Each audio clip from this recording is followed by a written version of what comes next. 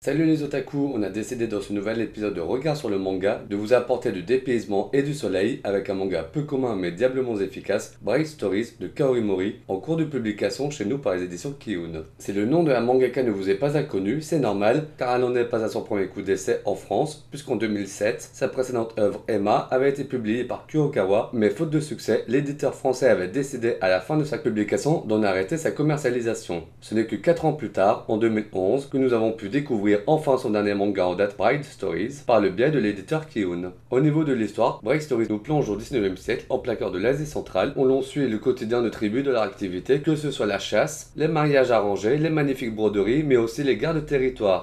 Et bien sûr, pour rendre l'histoire et le récit plus fluide, Kaori Mori a décidé de se focaliser sur des petits groupes de personnages bien précis, comme notre héroïne Amir, jeune demoiselle de 20 ans, pleine de vie et mariée à Karluk, âgée de 12 ans. La différence d'âge est donc importante. Et tout au long de ce manga, on apprendra beaucoup sur le quotidien de ces tribus à cette période. Et c'est ça qui fait tout le charme de l'histoire. On est en pleine immersion dans cette culture dont au final, nous ne connaissons peu les us et coutumes, et c'est par conséquent un grand plaisir de lecture de les découvrir avec ce manga. Et dès les premiers instants de la lecture, on est rapidement transporté dans une ambiance reposante, mais aussi très dépaysante. La lecture est très calme, on est vite bercé dans une ambiance très contemplative. Si l'on a parfois le sentiment que les événements ne s'affolent pas dans chaque volume, le plaisir de lecture y est très présent. On se délecte des péripéties au jour le jour de nos personnages, on se prend rapidement d'affection pour les protagonistes et leur évolution. Car au fur et à mesure que les jours s'écoulent, on apprend à les connaître davantage par leurs moments de doute et parfois de conflit, mais également par leur attitude souvent optimiste à franchir leurs difficultés.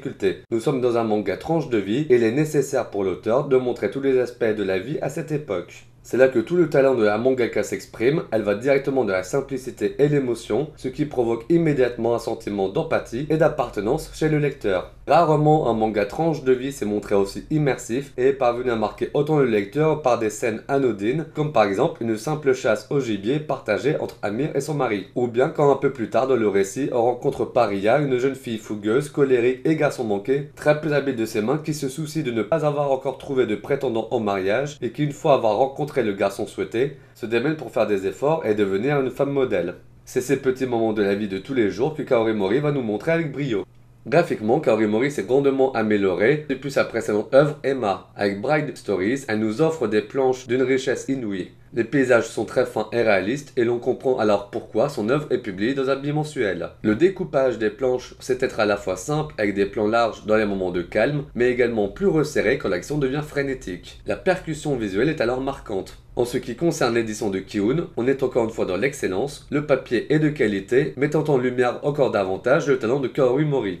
La traduction se veut simple et fluide, et l'éditeur a choisi de profiter de la réédition d'Emma en grand format en 2012 sous la collection Latitude pour sortir également une nouvelle édition de Bright Stories sur le même modèle. Et l'on ne peut que vous conseiller cette dernière si vous n'avez pas encore commencé l'œuvre, elle vous permettra de profiter davantage du talent graphique de Kaori Mori et de ses somptueuses planches. Pour conclure ce nouvel épisode de Regard sur le manga, Bright Stories est une œuvre calme et envoûtante, vous faisant voyager dans une Asie centrale comme personne. Si vous désirez une lecture apaisante, ce manga s'impose comme le meilleur choix que nous pouvons vous recommander. Et surtout n'oubliez pas, la couverture ne fait pas le moine.